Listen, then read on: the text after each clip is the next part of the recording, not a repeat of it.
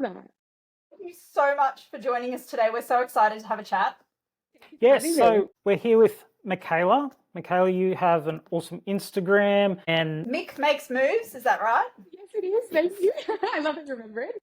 yeah, Go and drop her a follow. You definitely do want to follow this journey, this story. So inspiring, so very, like, it was a journey to get to where she is, and we're just so excited to have you here today, Michaela. So thank you. A lot, and I'm so excited to be here. Like I said before, I just wouldn't be here without you guys and the community page. Like, it is the biggest decider of my journey more than anything.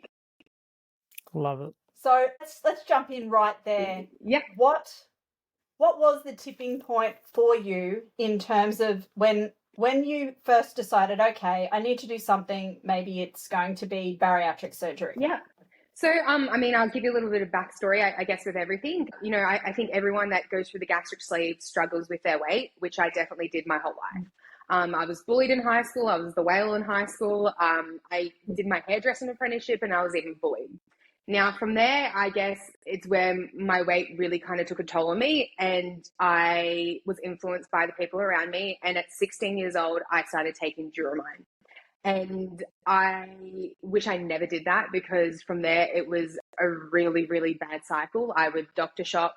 The only way I was able to lose weight was using Duromine and starving myself. And then fast forward to around 2019, I made a pact to myself that I'm like, I just don't want to rely on it anymore.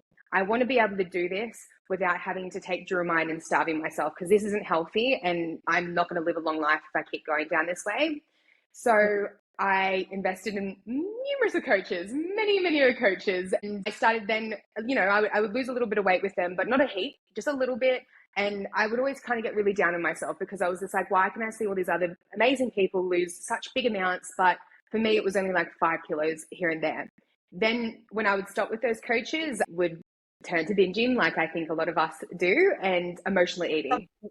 Yeah, like a big part of everything was the emotional eating for me. Like, food has always been my best friend. It has always been there for me. Like, when I'm sad, when I'm happy, like when we celebrate, we eat food. Like, food is just always there. And I'm sure that everyone understands the dopamine hit that they get from food, which is something that I always chased. Like, I loved food. Yeah, me too. You know what I mean? Exactly. Like, you know, everyone eats a bit of chocolate and makes them feel good. And I was constantly chasing that feel good feeling from food. Yep. And then, you know, I started joining, I started working at a gym, and I was doing a membership consultant. So I was signing a lot of people up, and, you know, I would obviously get to know them. And I had beautiful members that actually went through the surgery. And I was obsessed with it. Like, I wanted to know ins and outs of it. I would make these people feel so comfortable, because I just was asking 101 questions. And they would even say, they're like, wow, I would have thought a gym would have been very intimidating, but you've been so welcoming towards it. And I'm like, of course, like, we all go through our own journey, no matter how we get there. And like I said to you guys before, I joined back your help page in July 2019. And from there, I was sitting on the fence, and I would constantly go that way, and I would go that way. And I just constantly was sitting on the fence. And I spent countless of days and nights writing anonymous questions on that page. And the community support that really, really helped me was a massive influence to my decision to going ahead with it. But They're incredible, aren't they? Oh, they really are. I remember writing right before I went into surgery, like, thank you to everyone. Like, I wouldn't be here without you. And like, I honestly cried. The amount of support that I got flooded with. They're beautiful people. And you know what the deciding factor was for me is that I kept gaining weight. I decided to be with a coach one more time. And, you know, I really appreciate her, because she was honest with me. I was with her longer than 16 weeks, and I was on 1,600 calories, and I only shifted about 5 kilos. And I was training 5 days a week. I was putting the hard work in. And she even said to me, you know, with other clients, they do lose a lot more weight than what you have, and you've ticked all the boxes. So from them, you know, I also struggled with quite a few injuries. So I did my L4, my L5 in on my back, and it was bulging, like my discs were bulging on my nerves, and it numbed the left side of me. I couldn't walk. Once again, I was bedbound, and I was just eating my feelings. And then, all guns blazing, that's the mindset I have. I tried to get back into training, and I did my Achilles tendonitis. So it was so painful to walk, and it wasn't getting any better because I was overweight. And then I got the starter sacks either side of it. And then the tipping point for me was I was like, surely there is something wrong with me. So I went and got my bloods done, and I found out I was pre-diabetic. And from that, both of my parents both have diabetes. And I was like, nah, I don't want to live that life. Like, if I don't change something now, I'm going to die. Like, I'm going to not like live a long life. And from there, not all the random questions I would always ask on the page, it became serious. I was asking, like, about surgeons and like where people were going. And one thing I definitely did was my research. I researched high and low about this surgery, the complications. Yeah, like everything, because it's like, even to the point my surgeon, like, because I came with the whole book of like my bloods and everything done, and he was just like, Jesus, he goes, I've never had anyone so prepared. He goes, you could even do the surgery. But like from there, I'm so thankful that I was, because, if I did it back in 2019, I wasn't mentally ready for it. And yeah, like I'm so thankful there's so much more information out there. And thanks to you guys for bringing such awareness to the sleeve and like, the bypass. And, I'm thankful as well. I remember listening to a podcast for yourself, and you said you got the band done. Because I was, thinking of things that like, maybe do I get a balloon or do I get the band? And, I heard your experience, and I was like, no, you know what? Why spend this money? And then a few years later, probably going to have to just go get the gastric sleeve anyway. I bit the bullet, and on the 29th of November 2023, I got the gastric sleeve surgery done. It's amazing. It's so amazing. So Thank that you. was quite the process. That's a 4-ish year process, just circling, thinking about it. Yeah. I really do respect that. And I think for me, something that I suppose I haven't really talked about a lot is that from when my band came out until I had my bypass, I had 8 years. Oh, wow. Okay. Yeah.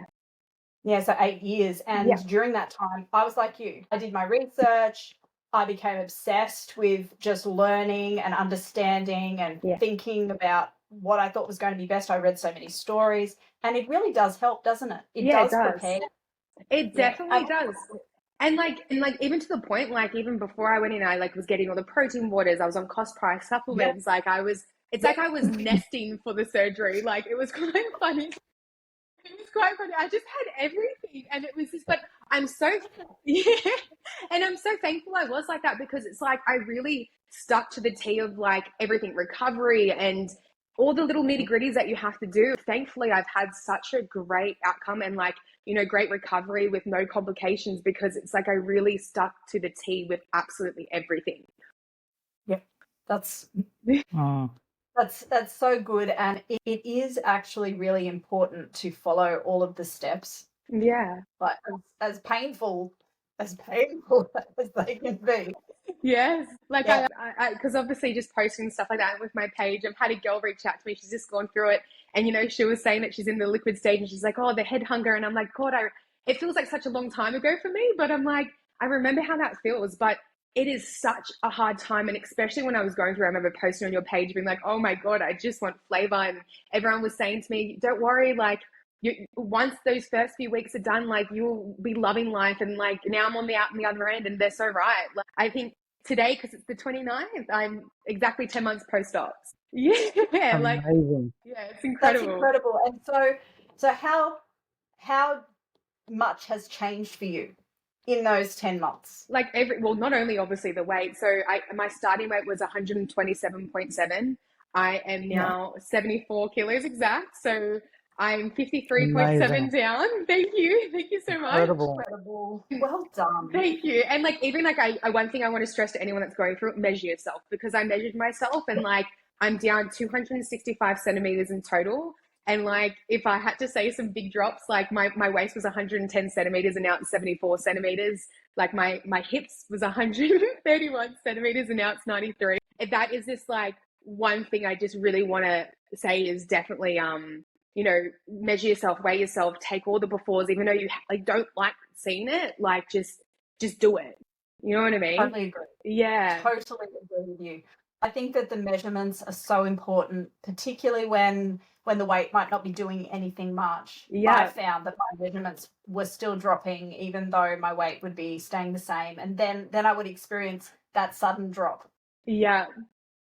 The measurements would would start going down. The weight was still the same, and then suddenly down the weight would go too. Definitely. And like, you know, I think one thing it's quite funny is that if I ever find that I do having a bit of a store, I'm like, what am I not doing? Am I being slack with my protein water? Am I not, you know, focusing on my protein or focusing on my fiber?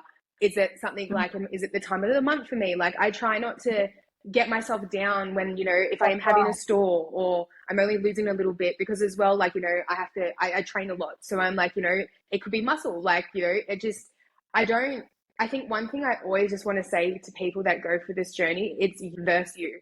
Like, I don't want anyone to compare themselves to, you know, I don't know, their next door neighbor that's going through it, because it's just like, everyone's journey is so different and their life's different, and everyone will always have a different outcome.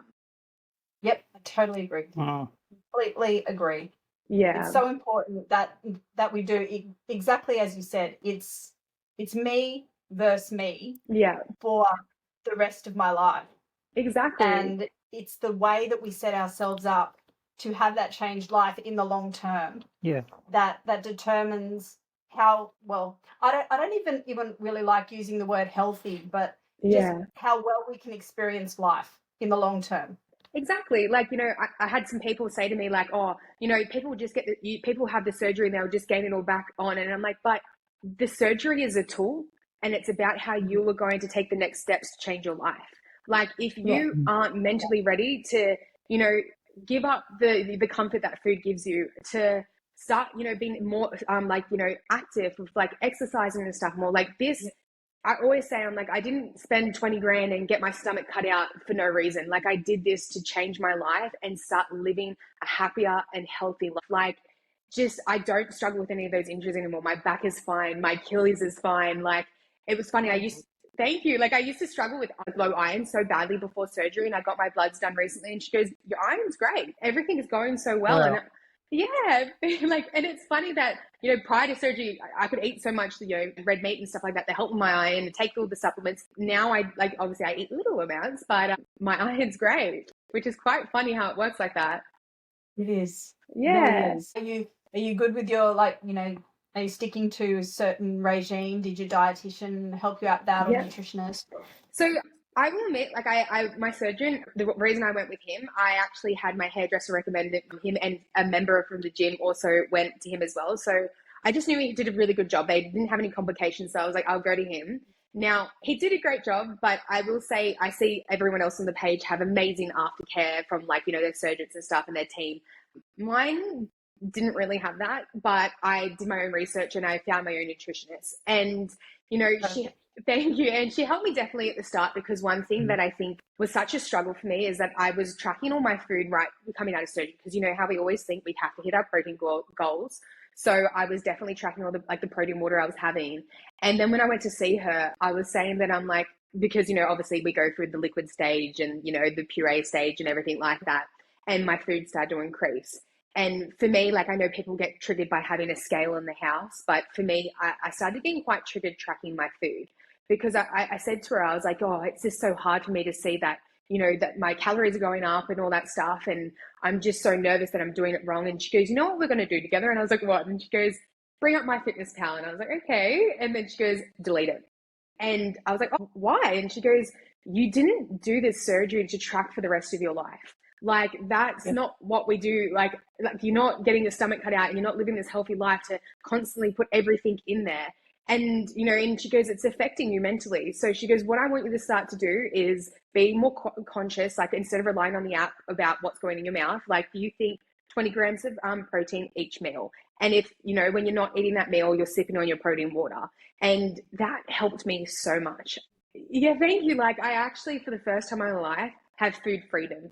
And I'm very more conscious about, you know, what I am eating. Like, you know, if I had to give you an example, like for breakfast today, I had an egg, and then, you know, for lunch, I've had some tuna and Cruskits and pickled onion. Oh, I'm obsessed with pickled onion at the moment. But, oh, it's so good. I love it on anything, honestly. It is amazing. Like, I discovered it after surgery. I wish I discovered it before. I would have eaten the whole jar. But, you know, from that, like, and even like I've had some snacks in between, you know, my protein balls and stuff like that, and my coffee and my protein water. But like, I definitely see food as fuel, But it doesn't mean that I eat clean for 100% of the time. Like, I still have to live life, and, you know, I can have that slice of pizza, but for me, I'm not eating that whole slice of pizza, the garlic bread, then the chocolava, and then when my partner's distracted playing games, I've gone back to the cupboard for more chocolate and chips because I was just chasing what food made me feel, and which was happy. I love the different ways that we all find our food freedom. Yeah. And the changed relationship with food. Yeah. For me, it probably did take the first year, and I learnt through tracking to stop tracking, which I know might sound strange. So I had to learn. I had a lot of learning, I suppose, to do. So I had to learn. For me, what worked was learning about macros, understanding them, and then once I understood them, I stopped tracking because I knew exactly how to make up my days and how to fit in all the things that I wanted. And that was how I found food freedom. Yeah. So, and I don't track anymore. I don't have to because it's working. Yes. And it's exciting. And it's so, isn't that so refreshing to not feel constantly guilty and constantly frightened of gaining weight? Yeah, and can I just say one thing I really inspire with you is that, Tash, like you've kept the weight off. And that's one thing that is like phenomenal. Like, I think I was listening to a podcast recently, I think it's been 5 years now or something, that you've 6 years, sorry, 6 years now. Maybe I was listening to an old podcast, but I was just like, that is phenomenal. And I really inspire to be like that, because I think, especially going through the process that I did growing up with the dream line of, like, you know, starving myself, going really skinny and then being big and then skinny and big and skinny. Like, it is a little bit of a fear for me, but I think one thing I think for me, I always try to stay positive with everything. Like, if I'm doing everything right, then there should be no problem. Exactly right. And what the really powerful tool that I have found has been in the understanding, well, for me anyway, the understanding of food and what it would do for my body, and learning how to construct my days, learning how to construct those meals, and knowing that I can still have the snacks that I like, I can still do those things, and how to fit all of that in. It has empowered me to be able to maintain my weight. Yeah. I spent my teen years fluctuating wildly. I had so much disordered eating and all kinds of things in my life. And my biggest fear prior to having gastric bypass surgery was that I would do this and that I would be constantly dieting forever. Yeah. And I don't see it that way. I just see it that now I can just live. Yeah. And it's the mental load of like that has been lifted off of me. Yeah. From, just an understanding of how to make up my food days has been immense. It's really been life-changing. Don't you reckon, Dane? Yeah, I think something that we see so much is we have surgery, we get like 18 months out, and some of us start regaining a little, and it's straight away, I need to go on a diet. And we're back to that old diet culture. Yeah. Instead of, for me, it was learning I just eat my protein first, and then I would move on to my green vegetables and that sort of stuff. And if I was still hungry after that, then I'd have a little bit of carb. Yeah. And for me, that just worked. And then I wasn't worrying, on the occasional night that I'd have a slice of pizza or something like that. It didn't feel like it was doing something wrong or it was a cheat day. It was just, no, it's just food, and I'm going to go back to my eating plan tomorrow. Exactly. Like, one thing I always like to say is food is fuel. Like, you can't drive your car without petrol. So the same thing with your body. And you know how, like, you say that, like, when people do start gaining a little bit of weight, and I do see it on the pages when people just say, oh, they want to do the liquid stage again. And I'm like, no, don't do that. Like, it's probably the worst thing you could do for yourself. Like, I guess what they say, to reset, because, I even find that, like, some days, let's say, you're a bit busy and less that we have, like, the hunger hormones gone.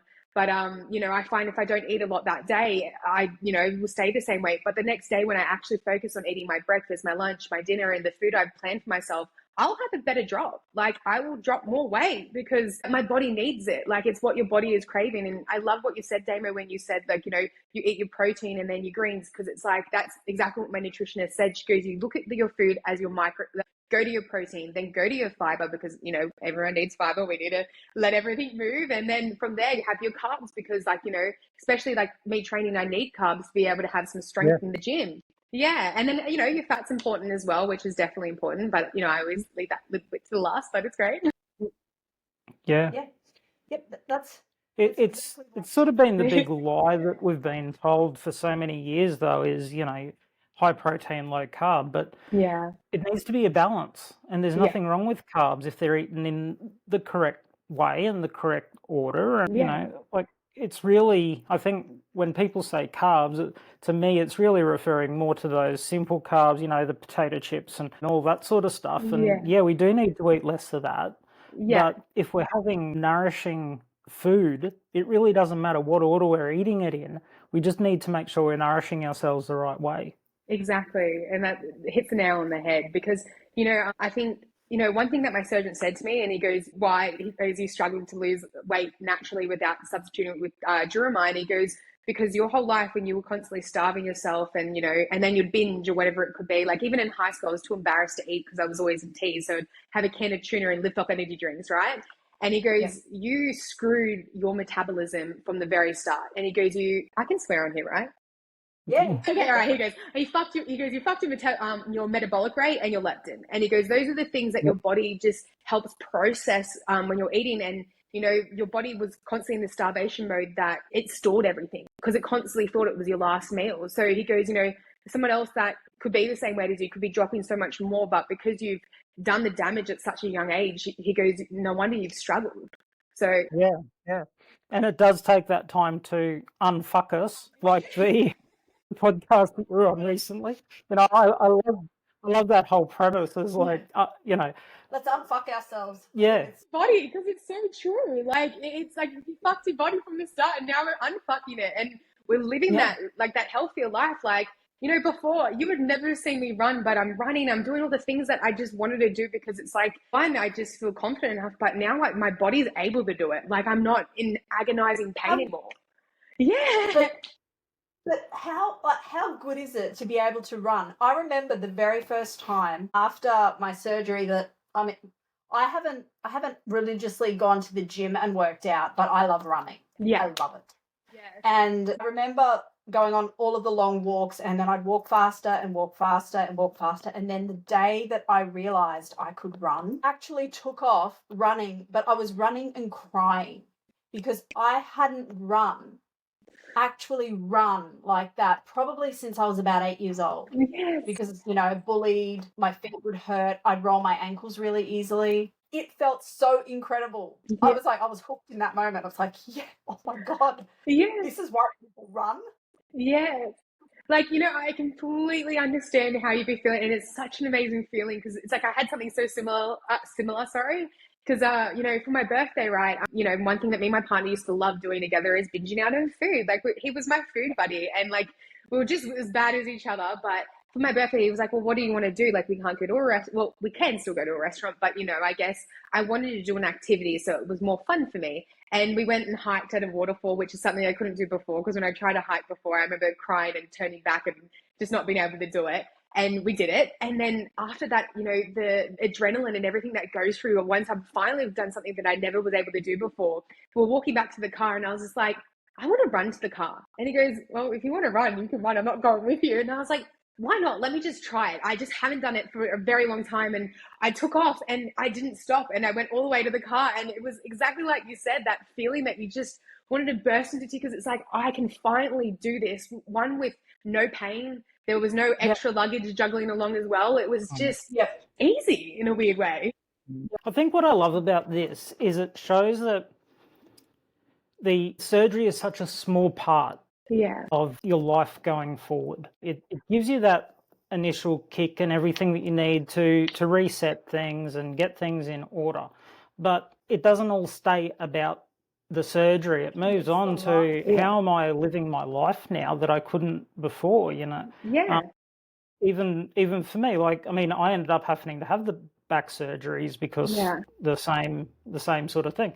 But I'm still more active and I'm able to do more things than what I ever could have Yeah. pre-back surgery, pre-weight loss surgery. You know, I was that bed-bound person taking 100 milligrams of morphine before I could get out of bed every Oh, morning. wow. You know, and now it's like, no, I don't. You know, I can actually get up and get my own painkillers, but and some days are better than others. But you know, it's still allowing me to be active with the family, to go out and experience life and enjoy all those things. You know, we're taking our daughter to the Melbourne Zoo next week, and you know, I'm looking forward to that. I would never have even considered that pre-surgery because I knew I wouldn't have been able to walk around the zoo. Actually had one of her friends come down to visit earlier in the year, Yeah. and we Wow.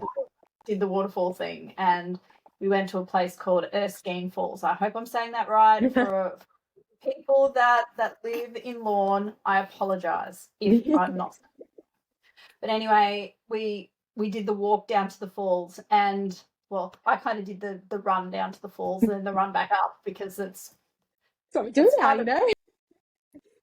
And I was so proud of Damo because he came all the way down and he got all the way back up. And I thought, oh my God, like for a man that's had so many back surgeries Yeah. and knowing where he came from to where he is now, holy shit, like well Yeah. done. And Yeah. I was so proud of him because it is about the life that our weight loss surgery procedures allow us to live. Yeah, and exactly right. I am proud of you, Damon. That's amazing because I understand how it would have been like with like your back and everything like that. Like you should be so proud of yourself as well. But you know, like Yeah. something that you said before is that, you know, the weight loss surgery, it's a tool. And, you know, working in the gym, honestly, everyone around me was so beautiful and so supportive. And I could probably 10 members that I was chatting to, asking them 100 questions. And, you know, I even went and had dinner with a couple that got it done to see, you know, how they ate after, like, you know, life after surgeries, to see, you know, what my new life was going to be like. And, you know, one thing why I kind of kept it a little bit to myself is, when I was big and I'm now a social media marketing manager for my company. Like I work at World Gym, but I was a sales manager doing like the membership signups. And, you know, a few things that would happen before I'd sign someone up is that they would say, oh, it's so lovely to see a big girl like you work at the gym. And I know they didn't mean it in a negative way, but that would be like a sting to the heart. And of course, like, you know, I'm not going to be rude. I'd sit down and be like, yeah, you know, but I was like, wow, how are they perceiving me for them to even say that? And, you know, I had, the only reason I'm joining the gym is because a girl like you works here. And I know like they were meaning it in the best way possible, but it was like, I hadn't always been this way. And you're pointing out that I am a bigger girl.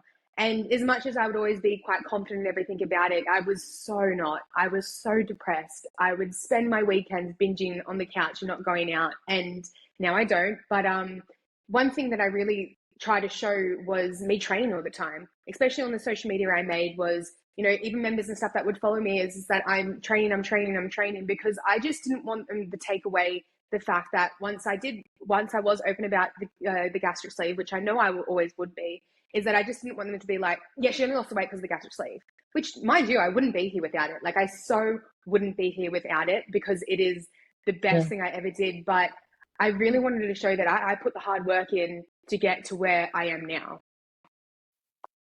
Yeah.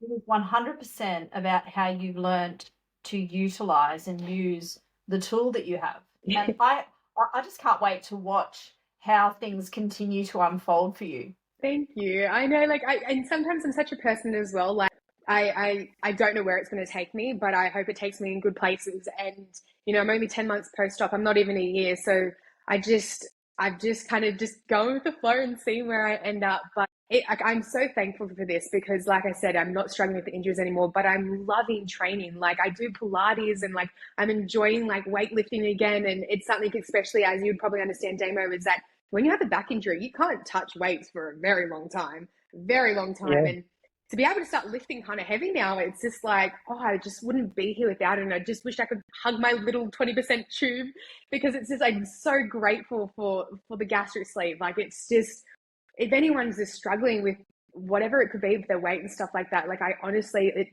do the research, but this is life changing. Yeah. Yeah. I know when I had my surgery, and it was less than 6 months before I had my first back surgery, I thought, because I didn't have any support at the time and I was losing so much weight, and I thought, this is great, I'm losing all this weight. I didn't realize how much muscle I was losing in that. And, I went from being a big guy who could lift, 50 kilos was no issue. I could walk around with, I used to do sound engineering, and I could walk around with speakers and all that sort of stuff. And suddenly it was like, I couldn't even lift a suitcase. Yeah. It's like, oh my God, what's happened to me? And I'd lost so much muscle. And I think it's good to show that, yes, it's good that we can lose weight, but, we need to do it properly, where we're not, losing so much muscle that we end up not being able to function because of that. And I think something that I hear a lot, and people always sort of get funny, that we have people say, a kilo of muscle's so different to a kilo of fat. And then, you get the people that go, oh, it's the same, a kilo's a kilo. But the way that kilo of fat sits on your body is very different to the way a kilo of muscle sits on your body. Yeah.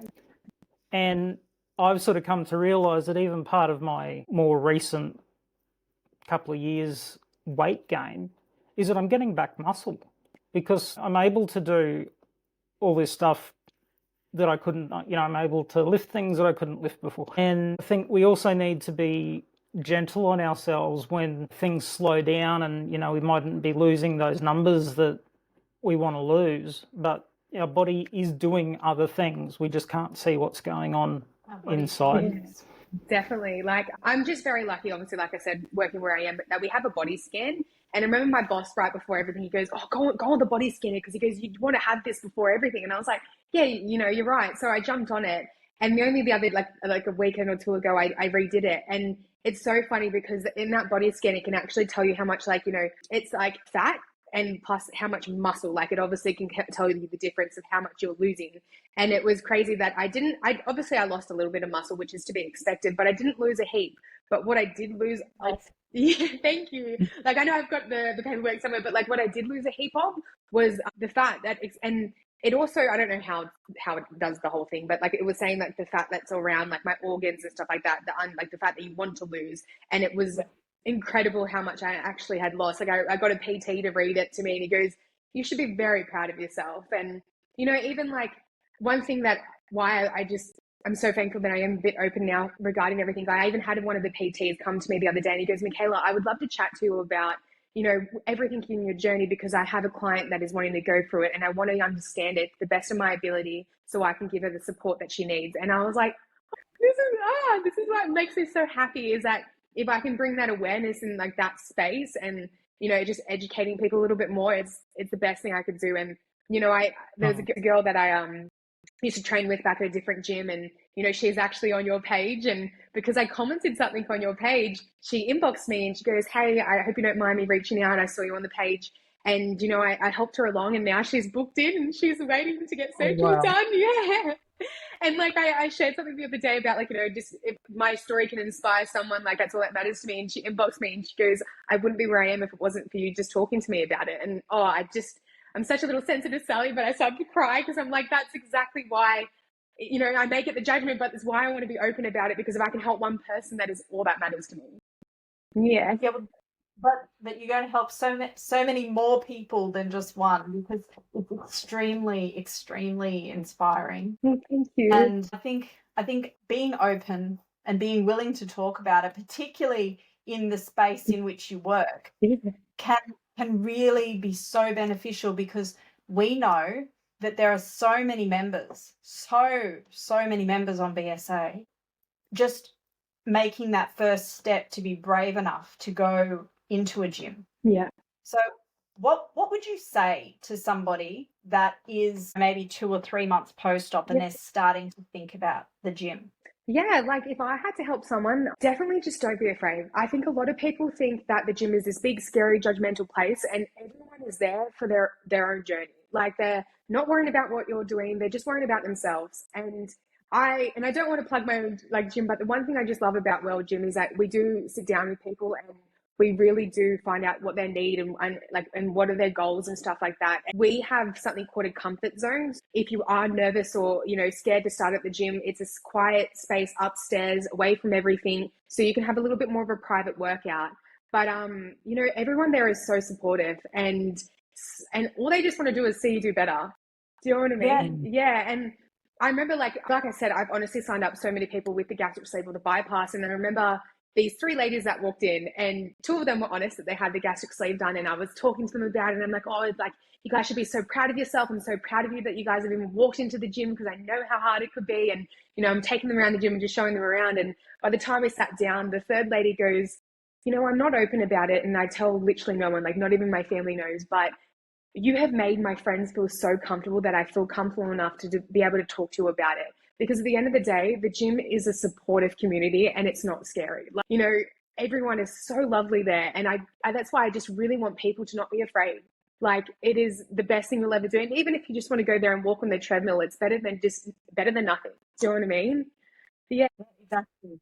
And I think it is important. I mean, there are, of course, people who will go down like the bariatric pathway who are unable to, to do much physical activity. Please don't be discouraged. Like, you can still get amazing results. Yeah. But those of us that are able to, make those little changes towards being more physical, it really does help, doesn't it? Yeah, definitely. And like, not only that, it's just like walking. Like, I'm thankful enough that I have a treadmill for COVID days at home. And as soon as I got home from surgery, not only do you have to walk because of the gas, but I was already walking, and I just kept increasing it to the point my surgeon told me, get off the treadmill, because I was saying that my stomach was a little sore, and he goes, because you're walking too much. He goes, just rest a little. Yeah. He goes, rest a little, because you're hurting your abdomen from walking. Because I started increasing it like to 20, 30, 40. And I know that was probably bad at the time, but I didn't know any better. And then and then at 6 weeks post-op, when I was cleared, I was in the gym straight away. And it wasn't me doing a massive big workout the way I used to. I knew this was like starting from scratch again. And if it was the fact that just rocking up is the main point. Like, even if just getting yourself to the gym and walking on the treadmill a little bit and lifting those light weights, doing something is better than nothing. And like you said, and I don't want to discourage people that, maybe can't be physically active, because it's just, your nutrition is so important as well. It is like the biggest thing. Like, it's most important, I guess, than from exercise, but exercise just complements the nutrition. It does. Yeah. It really does. My surgeon said to me on that day of discharge, he said, now when you go home, I want you to start walking today. Yeah. He said, that doesn't mean you go on big, long walks. He said, but I would like to see you doing something physical every day. Yeah, definitely. And I've done that. Mm. I do see you on your hot girl walks. I love it when you post sometimes. But it's like not even just like for a physical thing. Like, I don't know about you guys, but when if I walk, because I love training in the morning, and I'm not really an afternoon trainer. I like getting whatever done in the morning, but it starts my day amazing.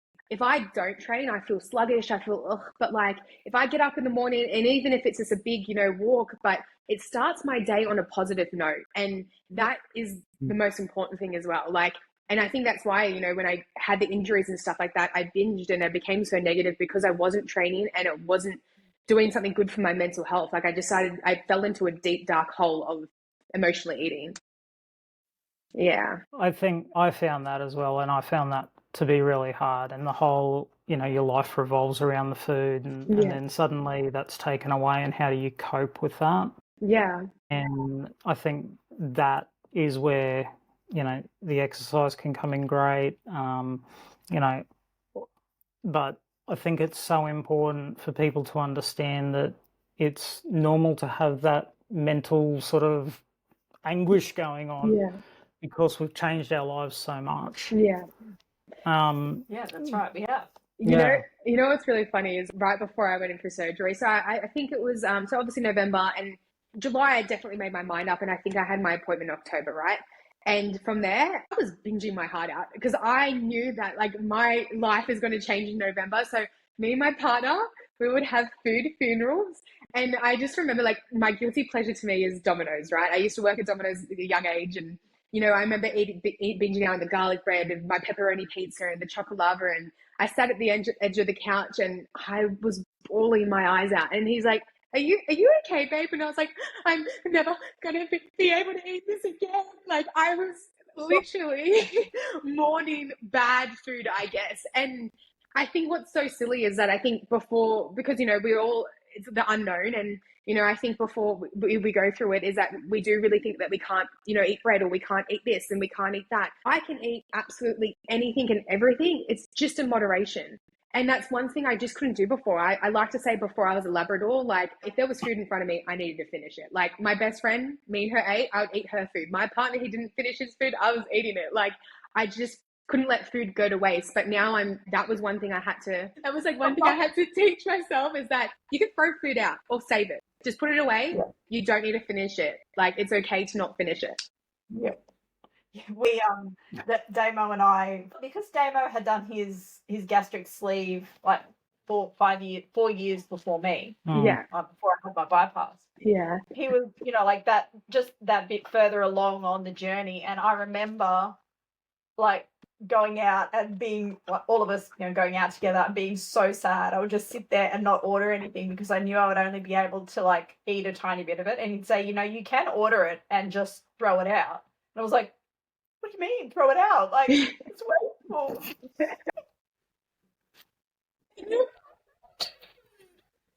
It's so true. Nowadays, don't get me wrong, like I think that's one thing that, you have to be mentally ready. Like if you were eating, like, let's say, I don't know, I could be eating Thai food, if I'm really enjoying it, and all of a sudden I get that cue and I'm like, it's time to stop. But mentally, I don't want to stop. I'm enjoying my food.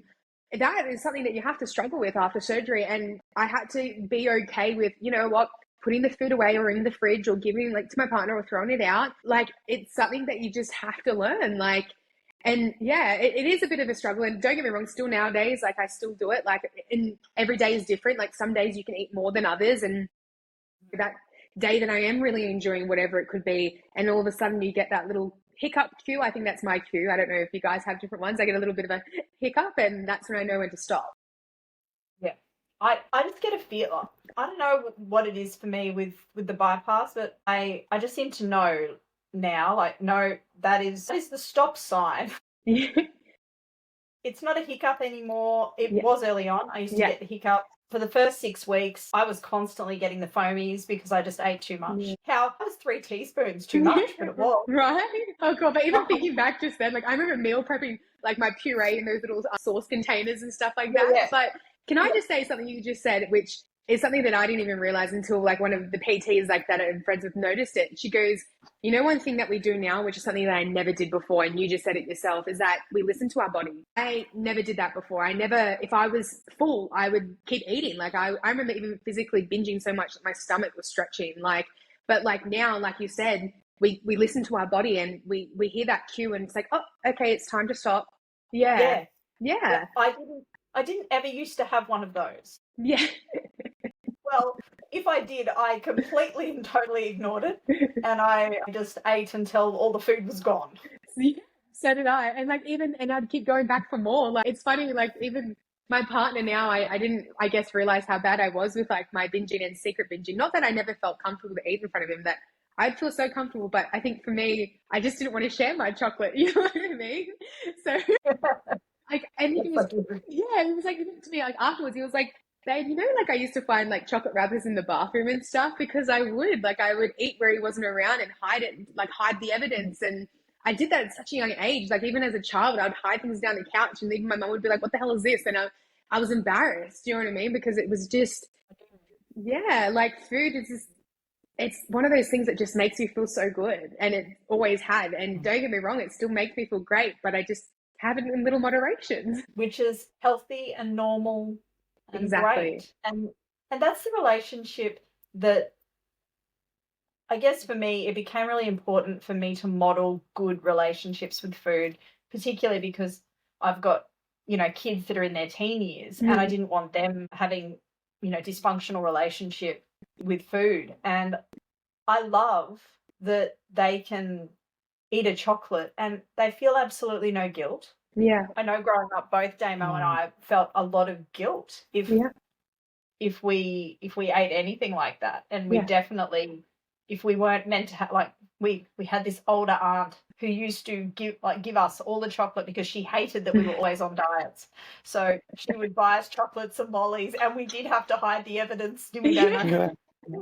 You hide the evidence. You hide it. Don't let mum and dad know. Yeah. We make her sound awful, but she was actually a darling, and probably was just really trying to give us like the normal things, like just a normal relationship with food.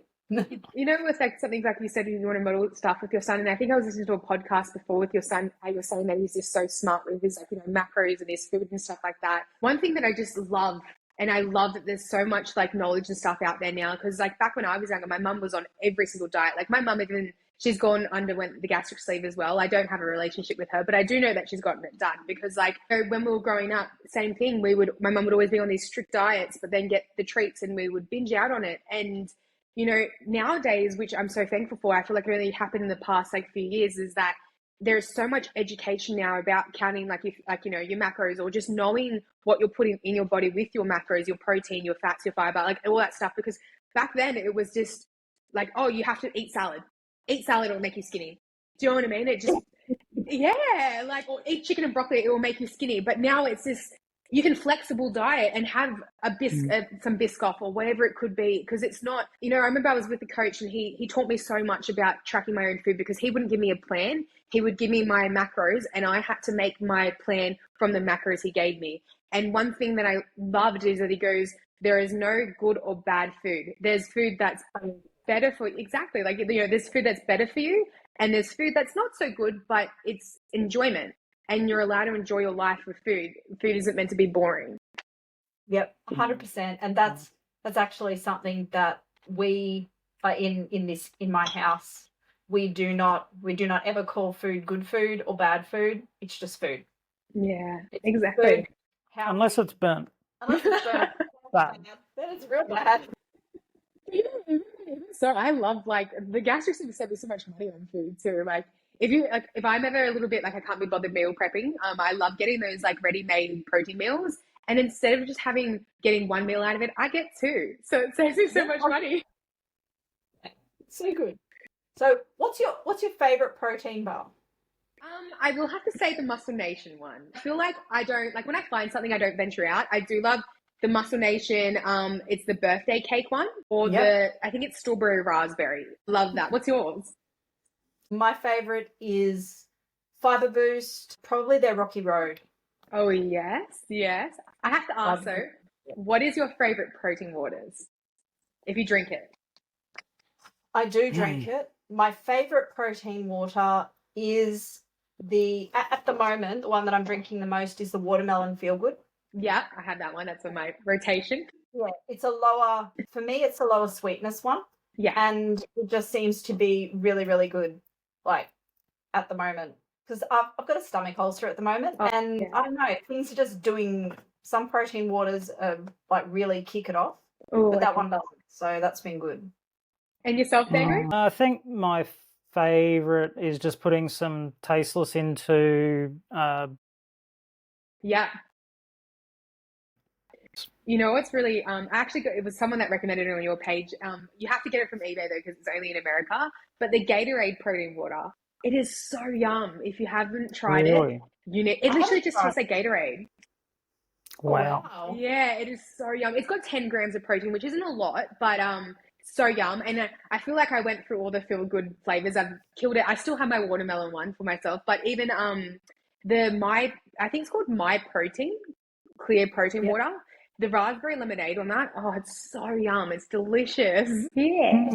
Yes, because we haven't, I haven't really ventured out very widely when it comes to protein waters, probably in the last 12 months, just because, the stomach issue. Of course. But protein bars, I'm loving Fiber Boost, and I love, now they're just available in the supermarket. The protein balls. Yes, I have. I ate one today. That's the protein ball I have. They're yum. They're yum.